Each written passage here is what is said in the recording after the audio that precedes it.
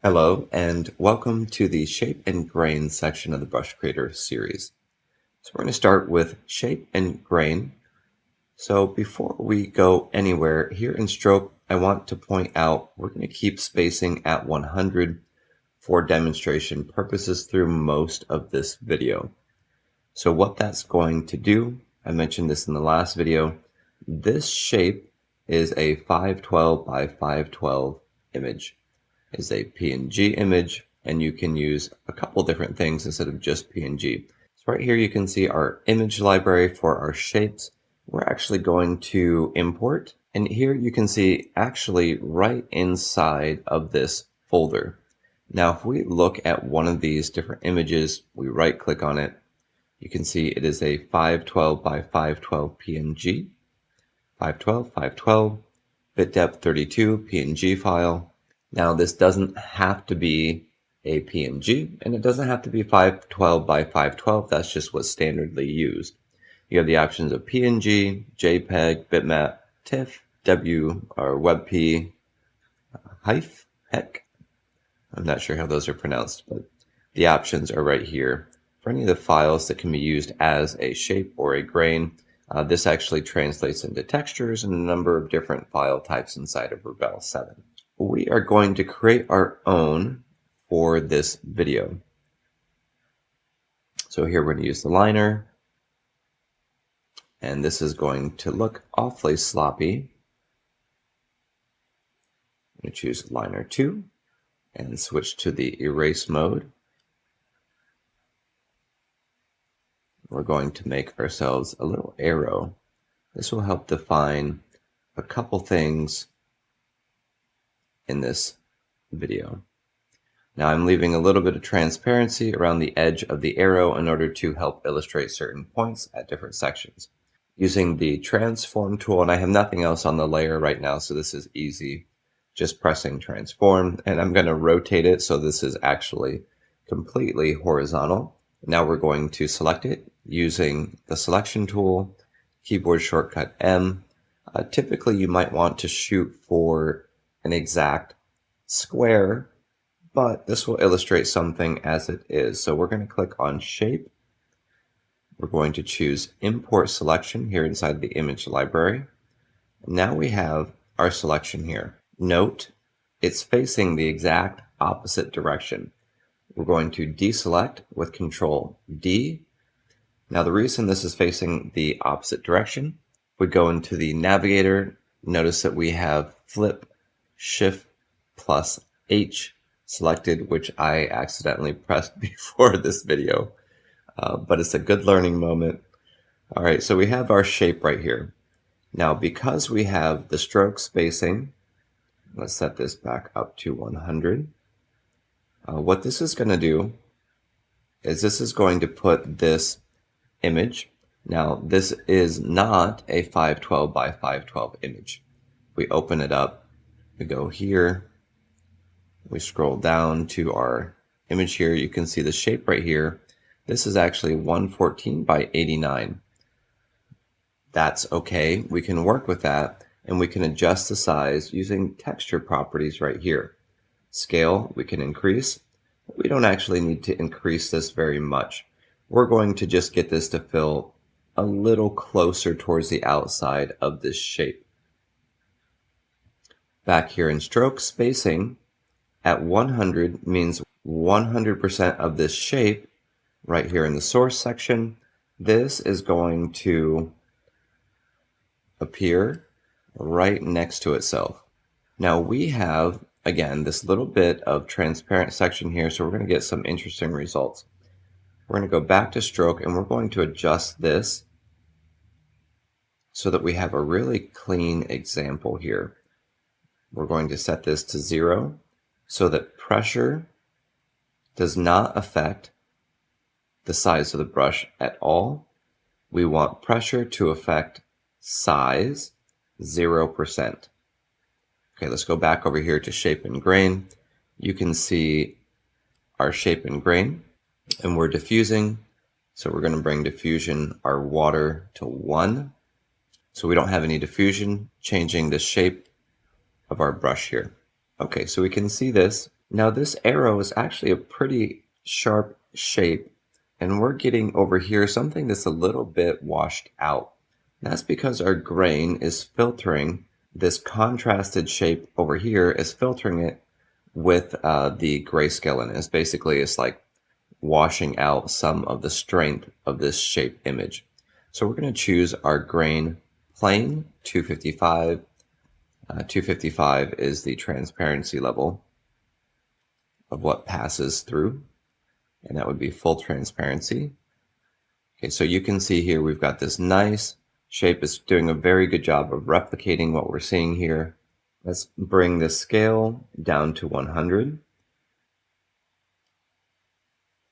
Now, if we wanted this to be a higher fidelity image, we could make a larger shape, 512 by 512, or even larger if we decided to, and that would replicate better in each splat. The shape and grain combo is called a splat. Now, if we choose something like here, we have Samurai Splat 2.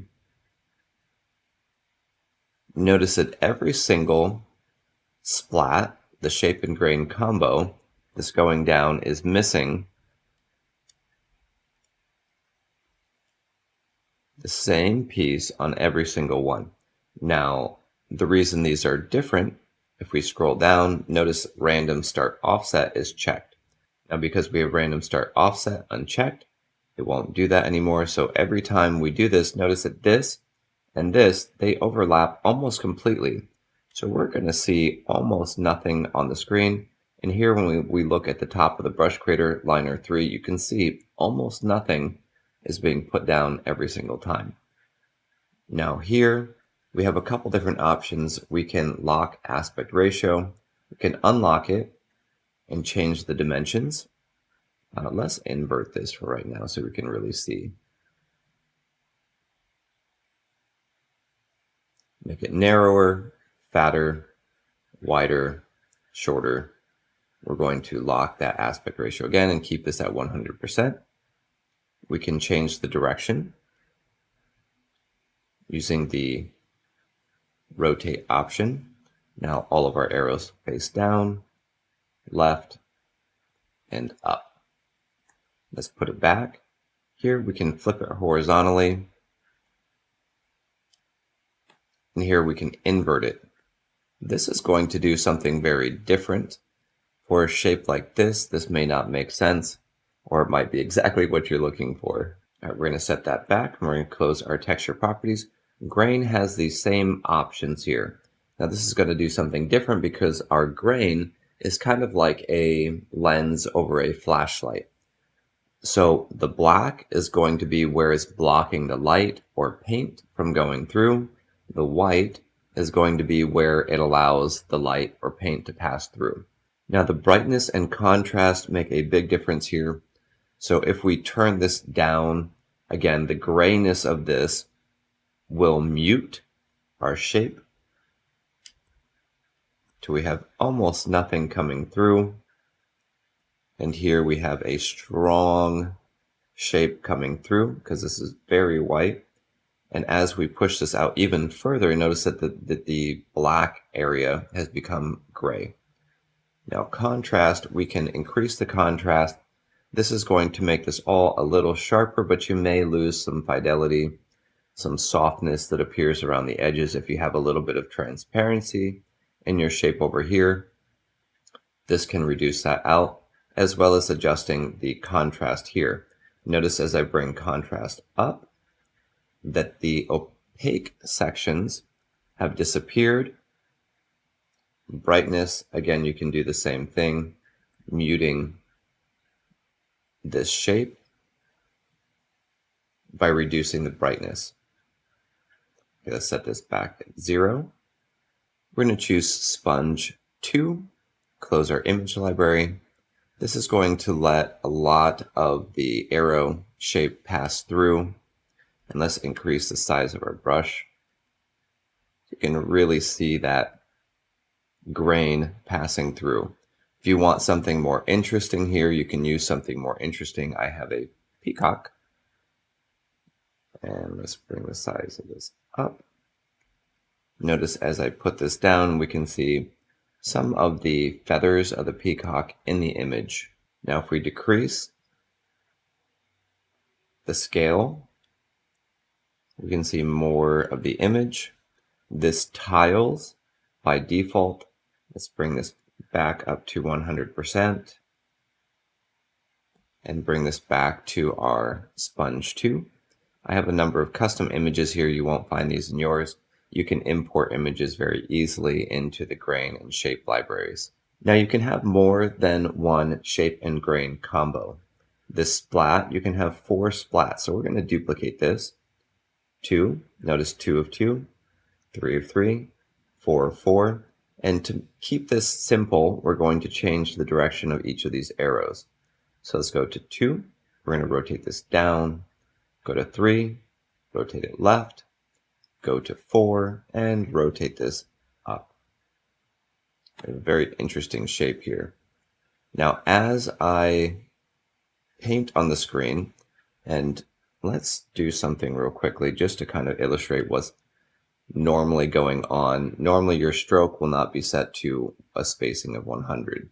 You may have this down near 10, and you'll see all of these going right after each other, but it makes it hard to explain it. Hitting smudge will turn this more into what we think of as a brush stroke. But again, for illustration purposes, let's keep this at 100% and go back here and talk through texture order properties. First one here we're going to look at is sequential. So we should see the first, second, third, and fourth splat, and these are going to go in order as we keep using the brush. The second one is random, which will, again, do it as the name implies. And now it gets interesting. We have pen pressure. Pen pressure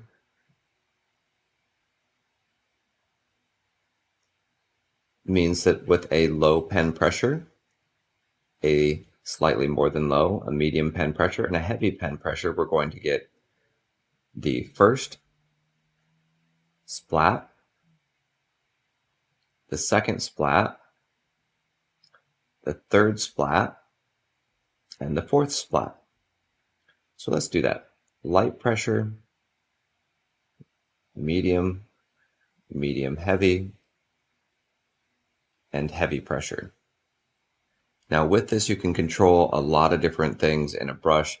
This is really cool for all sorts of different types of brushes where you want to incrementally move between maybe a small brush shape, something that has a fine tip here on the screen, and with heavy pressure you move into something that has a split shape, like a number of hairs on a brush instead of just a fine single hair or a combined brush head. Now inside of the image sequence section, there are blending options. These nodes, as I pull them apart, this is going to blend. So 3 and 4, we're not going to have any blending in between. 1 and 2, we're going to have little blending. Here with light pressure, medium pressure. Notice this medium pressure. We're getting an overlap of both of them. Some of them, there is more a combined opacity, similar opacity. Other ones here you can see it lightly injects the second image, heavier injection, and then with heavy pressure we have just this one single image. No transition between 3 and 4. We won't ever see this left arrow and this top arrow. We won't ever see a combination of those two in a single splat. Now we have one more option here, which is pen tilt. This is going to do the same thing. One with pen tilt selected, using different tilt angles will give you different splats. So you can play around with that and find out what works best, whether you're using the pen pressure, pen tilt, random, or sequential. We're going to keep this set to pen pressure. In order to delete or remove a shape, you can use this X right here next to these two previous and next shape grain buttons. So now you'll notice that alpha blending, this option is unchecked. We can't click on it. And that's because in the grain section, we have follow selected. This is how it worked in Rebelle 6. There's now an option in Rebelle 7 called stretched. Stretched and tiled both allow for alpha blending. The alpha blending is per splat, which means if we shift from 1, and we have this set to normal, and 2, we set this to multiply, and 3, we set this to overlay, and 4, we set this to subtract. So here, with the different alpha blending modes,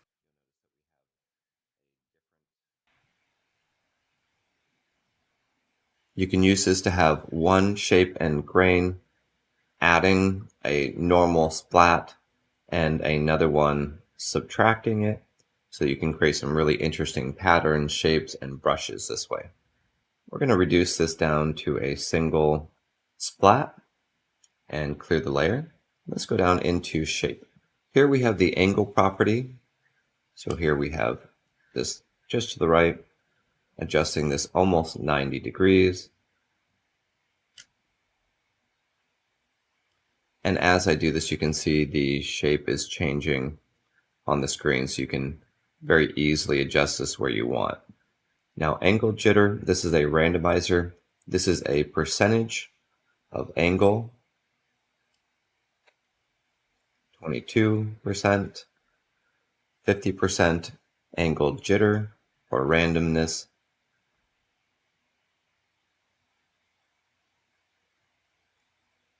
and 100% being the most, giving any angle at any time. Rotation, we can choose between none, follow trajectory. Notice here in the liner image here, you can see it following a path. Now I have an option set in preferences. We're going to look at that right now. Right here in tools and brushes, we have always use pen tilt rotation instead of follow trajectory in brush creator.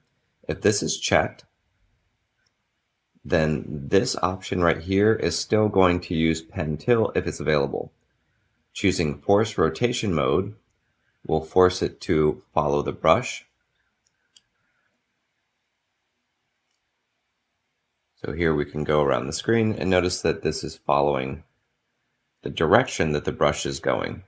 If we switch this to pen tilt, then the direction of my brush, the direction of my stylus, is going to dictate which way the arrow faces or the splat brush shape faces. In pen rotation, this usually requires a device like a Wacom device that has pen rotation. That would be the spinning of the barrel here so that you could spin it like you would a traditional brush and the shape would go around with you like it was spinning or twirling. All right, let's uncheck force rotation mode. Now, if you have pen rotation set and you have a stylus that does not support pen rotation, but it does support tilt, this will automatically use tilt instead of pen rotation. So if you have it set to pen rotation, it will never punish you. It's not quite the right term, but it won't penalize you for using this setting if you have something and you're not sure if it has rotation or not. Now for this next property here, our shape border, we're going to put this to tilt. We're going to click on here and let's select our round soft brush here. And what we need to do, we need to change these a little bit in order to make this really easy to understand. Our shape, we are going to go down here, we're going to choose our shape sponge, and we're going to reduce the brightness quite a bit. This is going to help us see the contrast so we understand what's happening. Okay, now let's see this on the screen. We need to adjust a few other things to make this easy to understand. Let's reduce this so we have no pen pressure. These are not requirements. Again, this is just reducing the number of different things that are affecting the brush. So we see just this. Turn off smudge and tip tilt. Let's turn that off. Let's go back here to shape and grain and down here to shape border, pen tilt on, and enable. Now let's choose a small round shape. Now I have preview with shape turned on, so now you can see the brush shape here. Notice that it is faint. That faintness is creating the contrast that we need. Start, we're going to bring this up to the very top. Mid, we're going to keep it where it is. And end, we're going to put this right at the very edge on the bottom. Now we're in oils and acrylics, so we should be able to see some impasto with this. Let's check our paint layer, max impasto height. Let's bring this way up.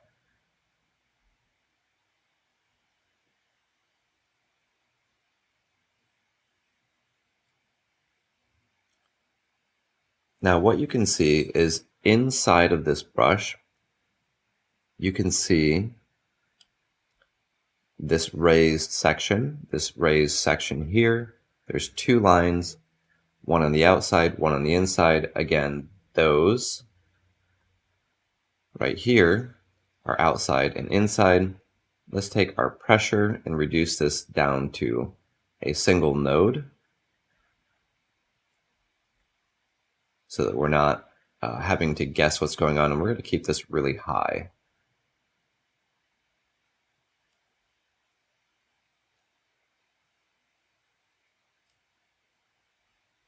Now I'm using tilt.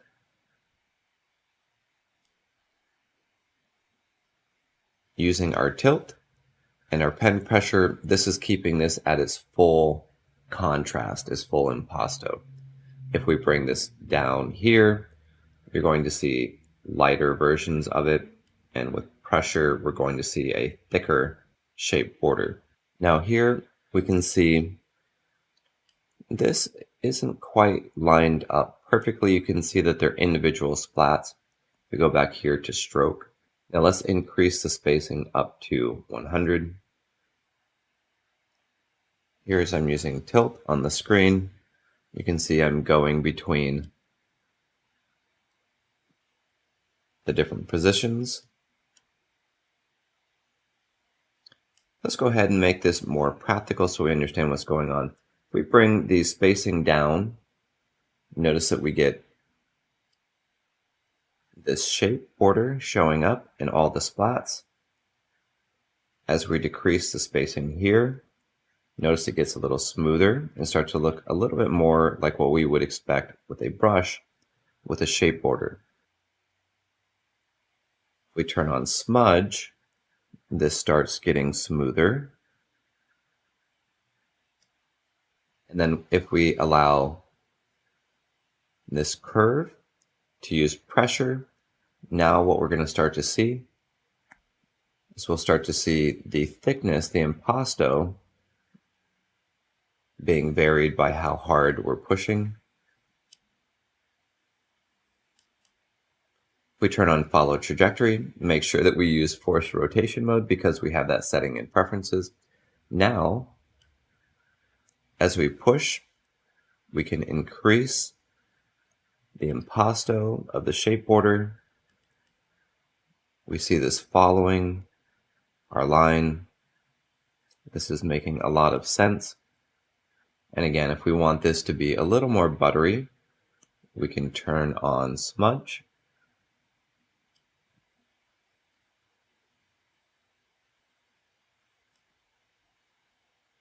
Now, if you decrease spacing too much, the effect will start to get lost. So I recommend keeping these settings kind of around here, spacing between 5 and 15, and then turning smudge on to get this beautiful effect. Let's go back to our watercolor brush. Now we have three options down here. Follow, this is like Rebelle 6. This is going to take this grain. Now we're going to change our shape. We're going to use a large square grain. We're going to use something a bit more interesting. We're going to use this samurai splat. And some of these are personal files. You may not have this. This is used to illustrate a point. Let's bring our spacing up to 100. Now you'll find something interesting here. So if I'm using this grain, notice here we have just a little bit of this grain coming into our shape. Let's undock this panel and bring it down here. Now this scale, we bring this down. Notice that this is tiled. As we bring this down to about 26%, we start seeing this actual image being used to filter out the shape. So you may need to adjust this in order to get that to fit appropriately. This is a tiled image. It is not a necessarily one-for-one match to the shape size. Now this image here, we can see a little bit of square around the outside. That's because this is gray and white, not black and white. So if we increase the brightness or the contrast, you'll notice that that faint gray, that faint, barely transparent square has disappeared, and we have just this shape. Let's reduce this down just slightly.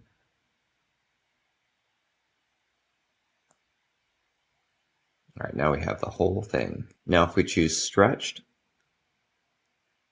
what's going to happen is this is going to move through this grain. It's going to follow behind the shape image. I'm going to bring the scale back to 100. Here stretched. So we increase the amount of stretched. It's going to get closer and closer to every single splat. Notice here in every single one, we're almost matched up. Here, we're almost completely matched up. There's just a little bit of drift. It's stretching behind that splat at 100%. It stays in the same spot. Again, we get a little bit of drift. The grain image moving through the shape.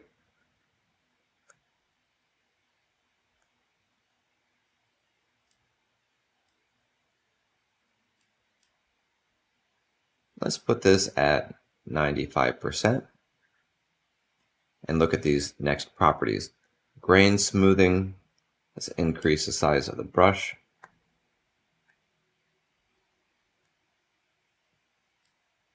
Grain smoothing, if we look really close and we turn this off, you'll notice here in this grain section, not the shape section, the grain section, this right here has been smoothed out. Right here you can see it's very sharp and contrasty. DPI, this has to do with our canvas size. Our DPI right here, if we're adjusting this, this will change the size of the grain. Here, if we change the DPI in canvas size, we click image size, we change this to, and click OK. When DPI is selected, note the size here.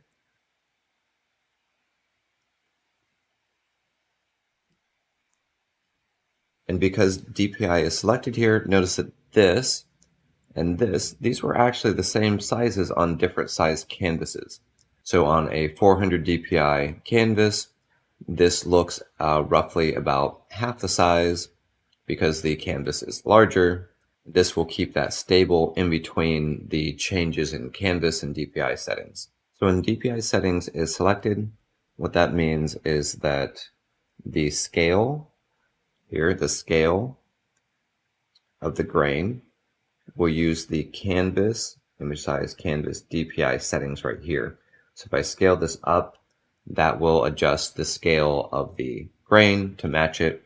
So notice over here, when we did that test, the grain here scaled up when we changed that setting of DPI. Now let's change the shape and grain, and I want to demonstrate this follow stretch tiled in something that's a little bit more applicable.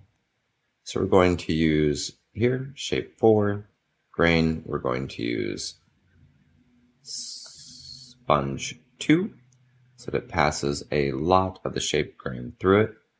Let's clear our layer. Hide our texture properties. Here, we're going to choose follow. Let's bring this down to a normal looking stroke. Here you can see all of these dots. These dots are caused by that grain stretched. You can see that grain underneath. We're mostly just revealing it. As we increase here, we see that it starts to pull along with our brush.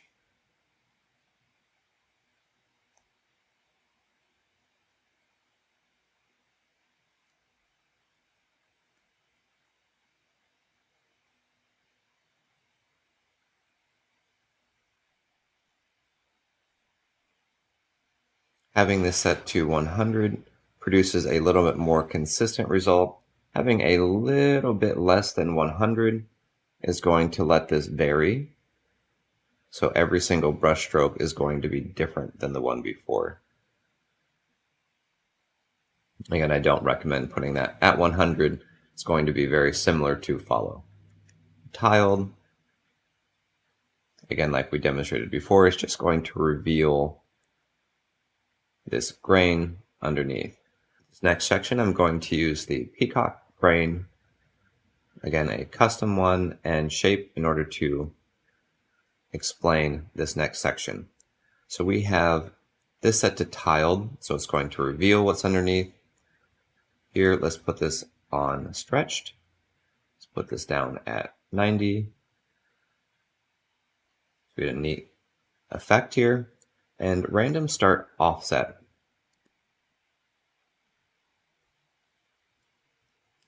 Here as I paint,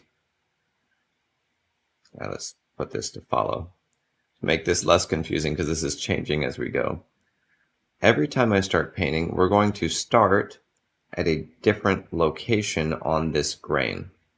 Notice it stays the same here. If we have this at stretched, it'll slightly move that little bit. Unchecking random start offset. Random stamp offset means that every single splat that goes down, every stamp, is going to be random. Random start angle. Notice that we have a square. This square is mostly horizontal here. We start again without any change in the tilt of the brush.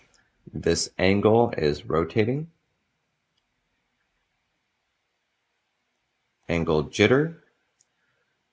This is not per stroke like random start angle. Angle jitter is every single splat, every single stamp is going to be a randomized angle. Now we can choose follow shape rotation. So as I change my stylus angle on the screen, you'll notice that this is adjusting the angle of the grain. This is all referring to grain. Here I can follow the shape size. The shape size here is defined here, this scale X, Y. Notice that I have very close to the entire image of the peacock showing up here.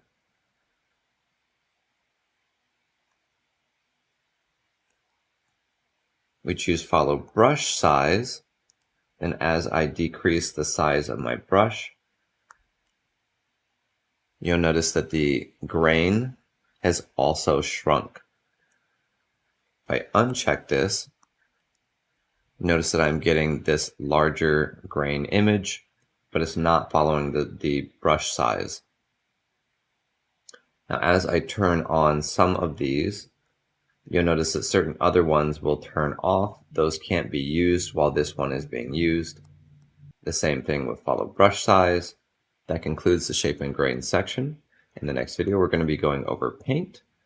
And this is one of my favorite places to play inside of the Brush Creator. Thank you for watching. I'll see you in the next video.